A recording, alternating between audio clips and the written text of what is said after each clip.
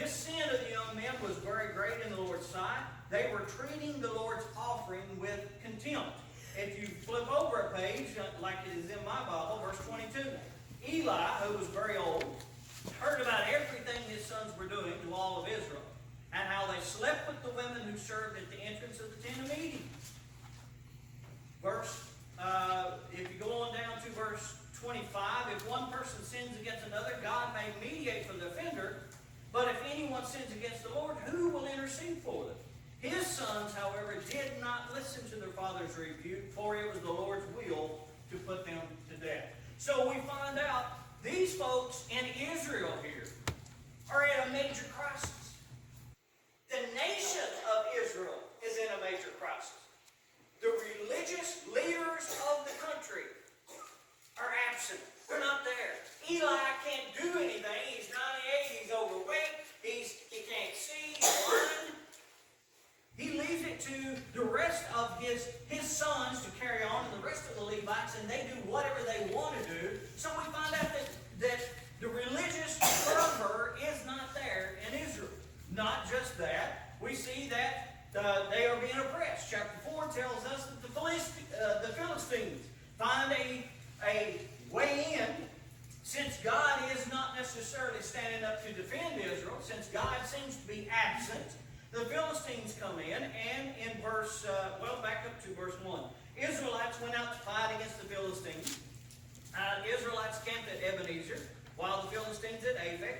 The Philistines deployed their forces to meet Israel, and as the battle spread, Israel was defeated. Not just defeated, but there were 4,000 of them killed on the battlefield. Now that sounds bad enough. 4,000 lives have been lost.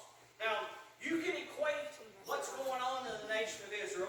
The best way I can think of it is, this is their 9/11. It's interesting. On 9/11, Their 9/11. when our country was attacked from outsiders, what happened to we as a nation? What happened? Talk to me. We came together. We figured out there was a reason we could take these bad circumstances and we could come together and we could reunite and we could rejoin that fellowship, not just with each other, but with God. God is trying to get Israel's attention. 4,000 people get killed in this battle with the Philistines, and it does not stop there.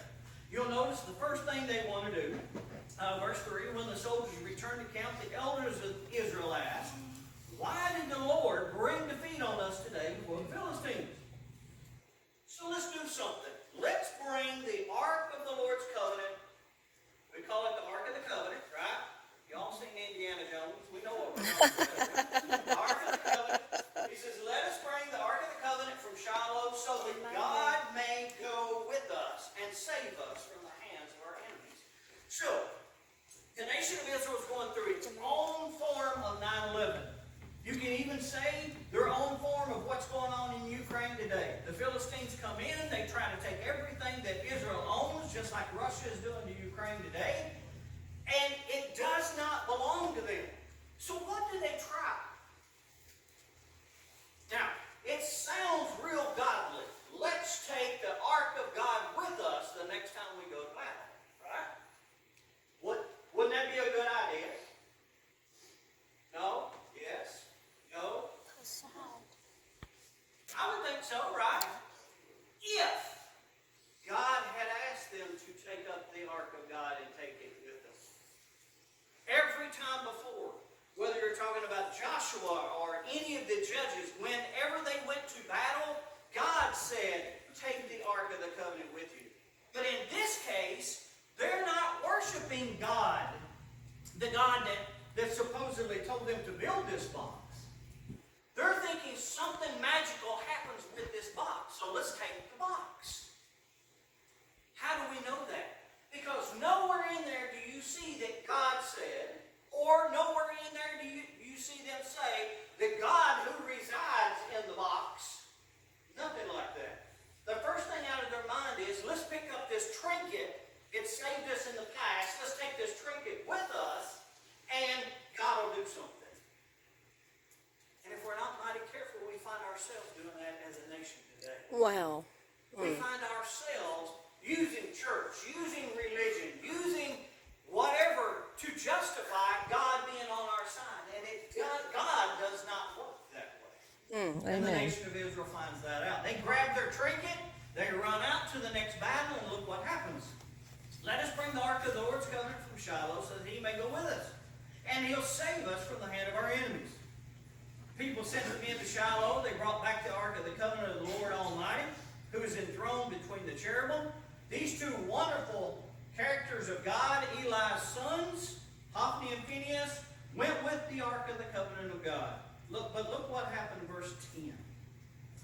The Philistines fought. The Israelites were defeated. Every man fled to his tent. The slaughter was very great. They lost 4,000 in the first battle. Israel lost 30,000 foot soldiers. The ark of God is captured. Eli's two sons, Hophni and Phinehas, dies. How do you see what I mean by Israel has their own 9/11?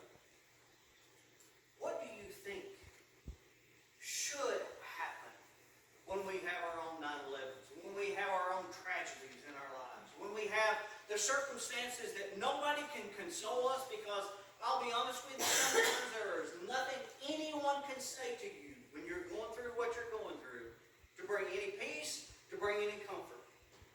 It doesn't matter if you're a world leader or if you are the lowest person on the totem pole. Whenever you're going through tragedy, whenever you're going through suffering, whenever you're going through pain, the question that always comes to mind is, where is God? Where is God? It's no different in this passage that we're looking at. Amen. Israel is crying out, where's God? Where is God in all of this? Where did God go? Why is he hiding? Why is he not jumping up and saving us? After all, aren't we his people? Again, we focus on the trinkets of God and not necessarily on the fellowship and relationship with him. Israel had forsaken the relationship. Israel had walked away from the God of the universe. Yes, they still had their festivals. Yes, they still brought their sacrifices. Yes, they still showed up on the Sabbath day. Or they brought their three feasts once a year. They brought whatever God had asked them to bring. They went through the motions, but the fellowship was gone. And you come to this point. God's glory is gone. Where is God? Where's God? Where is he? Chapter 7, which is where I want to focus. So you've been talking for 20 minutes. Chapter 7.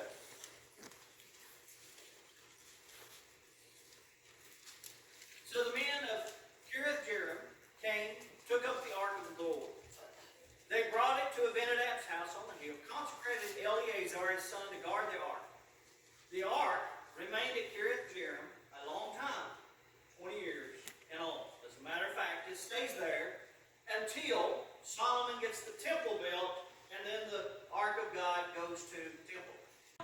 Desperate are we to see God move in our families and in our homes, in our church? How desperate are we? Do we have to have 9/11 moments or Ukrainian moments? Do we have to have devastation and sickness and sorrow and death in our own homes and families and church? Do we have to have that before God can get our attention long enough for us to look up and say, if? What's it going to take for us? How desperate are we to see God move in our own hearts, our families, our churches? How desperate are we? That's the question Samuel asked. Where is God? How desperate are you to find him?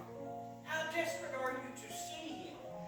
God says, rid. Samuel says, if you want a fellowship that cannot be broken with the God of the universe, then you need to rid yourselves of the things that stand between you and him.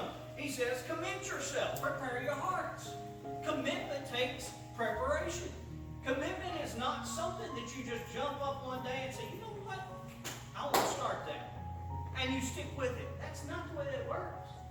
Every single day, you have to get up and say, I am committed to this. I'm going to do this. And before long, hopefully and prayerfully, it becomes a habit, but it does not become a habit overnight. So he says, prepare your hearts. Commit to this.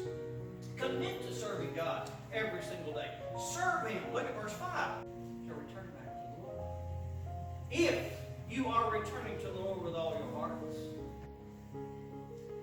then rid yourselves of foreign gods, Ashtoreth,